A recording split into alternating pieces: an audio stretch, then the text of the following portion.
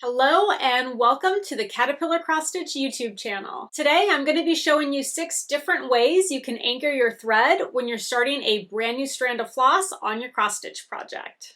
Hi everyone, I'm Jackie from Madam Heart Cross Stitch, and today I'm here with my very good friends over at Caterpillar Cross Stitch to show you 6 different ways to anchor a new strand of floss. A friendly reminder, you can access a free Caterpillar Cross Stitch ebook when you sign up for their VIP Stitch Club. You'll receive 8 free digital patterns as well as their top 10 cross stitch tips. The link to sign up can be found in the video description, and while you're there, make sure you like this video and subscribe to the channel. You can also find Caterpillar Cross Stitch on Instagram at Caterpillar Cross Stitch and on Facebook under the group name Caterpillar Cross Stitch Sal's Stitch Along group. The Facebook group has over 18,000 members, and it's a great place to connect with other stitchers, offer advice, learn tips and tricks, and share all of your stitching joy. The link for all of the Caterpillar Cross Stitch social media pages is included in the video description. So without further ado, let's start stitching.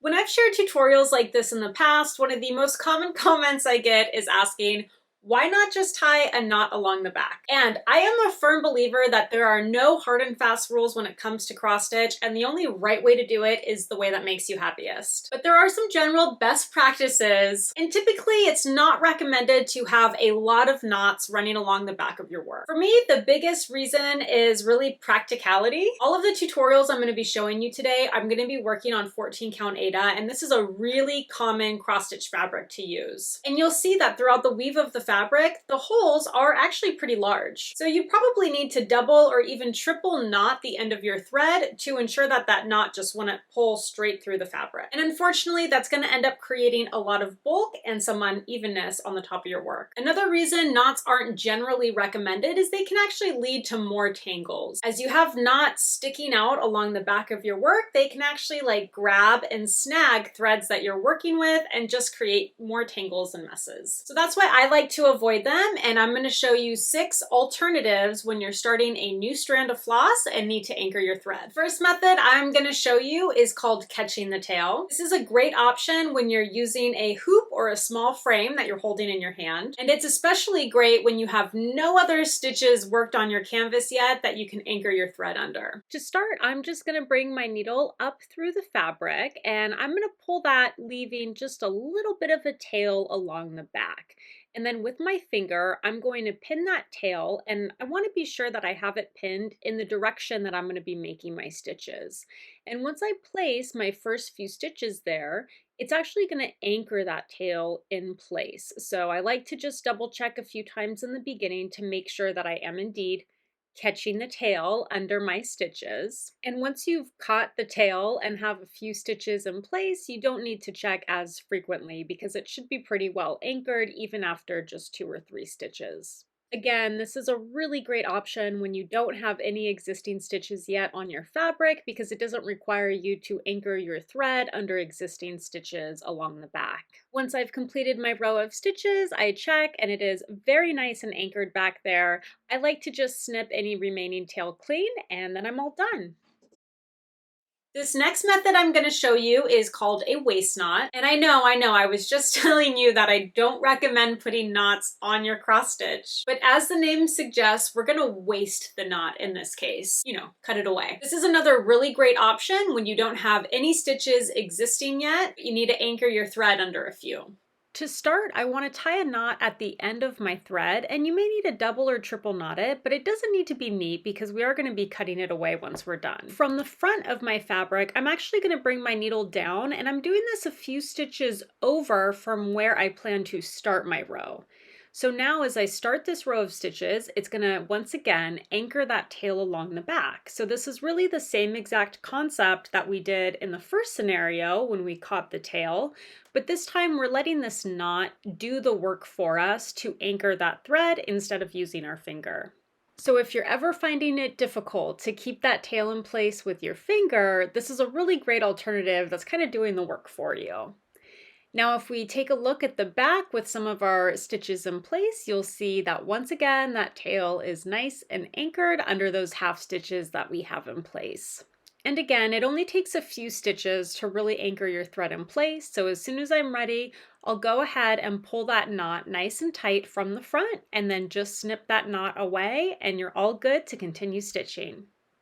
This next method is a classic. I feel like it's one we all use, and all it involves is running your needle under a few existing stitches to get started. So in this scenario, you would already have some stitches existing on your fabric. You're just going to turn it to the back and you're going to take your needle and just wiggle it under maybe 2 to 4 stitches. Pull the needle through and then just leave the end of your thread anchored under those existing stitches. And for that first stitch or two that you make, you don't want to pull your thread too hard or you could pull it kind of straight through and lose that anchor that you created. Once you've got the first stitch or two in place, it's really nice and secure. This method really follows the same concept of the first two that we looked at. It's just a little bit of a different execution, and it's an option when you already have some stitches existing on your fabric.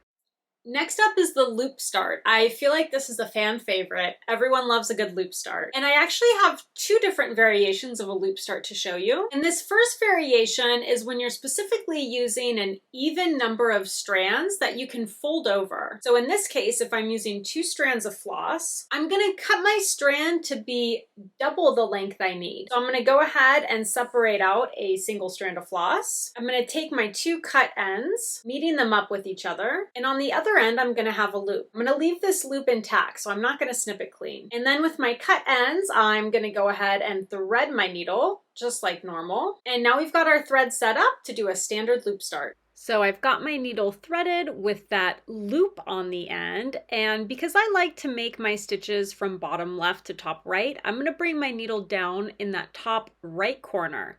Now I'm gonna come up in the bottom left corner, and I'm gonna bring my needle through the loop. And of course, you could adjust the holes that you start in depending on how you typically like to make your stitches. Once I have my needle run through the loop that I created, I'm just going to bring it down behind the loop so that I can pull the loop to the back of the work.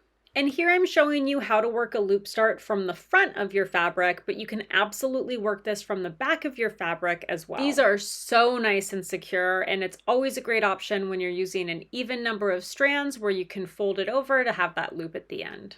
So the standard loop start really only works when you have a long piece of thread that you can fold over to get the required number of strands that you're working with. If you're working with an odd number of strands, like 1 or 3, or maybe you're working with blended threads or just 2 shorter pieces of thread that were left over, either way, you can't always have that loop at the end. So there is a modified loop start that comes in really handy in those situations. I'm going to start by bringing my needle down in the top left corner of my stitch. Again, you can adjust the holes that you start in depending on how you typically like to make your stitches. So once I bring my needle down, I'm going to leave a little bit of a tail at the end, and I'm just going to use my finger to pin it in place. And now I'm going to bring my needle up through that top right corner, and I'm going to go right back down in the same corner, and I'm going to pull until there's a little bit of a loop at the end. So you can see I'm creating my own loop in this scenario. And now, just like that first loop start, I'm going to come up in that bottom left corner, bring my needle through the loop, go back down behind the loop to pull it to the back.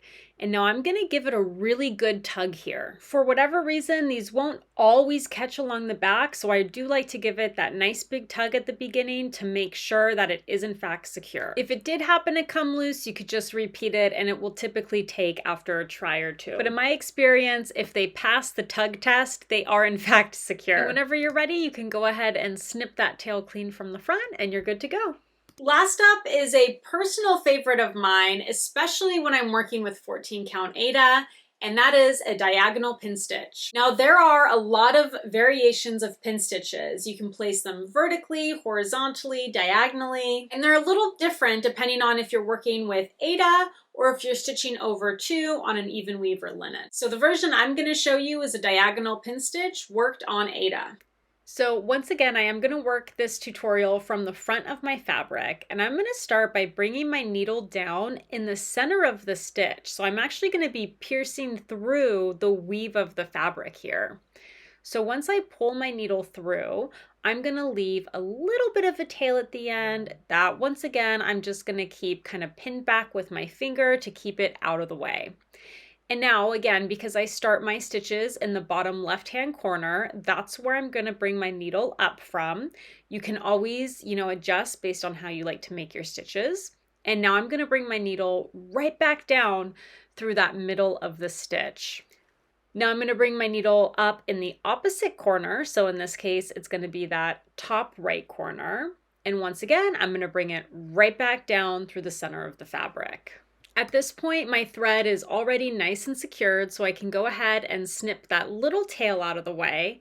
And what I really love about this method is at the same time that you're securing the end of your thread, you're also creating the bottom half of your cross stitch. And while the bottom half of that initial stitch might look a little wonky, once we complete the top half of the stitch, it's really imperceptible and looks totally normal. I find these to be incredibly secure. In fact, they can be a little bit difficult to remove if you ever have to rip out a stitch or two, so they are definitely a favorite of mine. So there you have it, 6 different ways you can anchor your floss when you're starting a new thread. And remember, there's really no right or wrong way to use any of these methods. I just love sharing all of the different options so that you can find the one that works best for you. Until next time, happy stitching, and thank you for joining me and Caterpillar Cross Stitch today.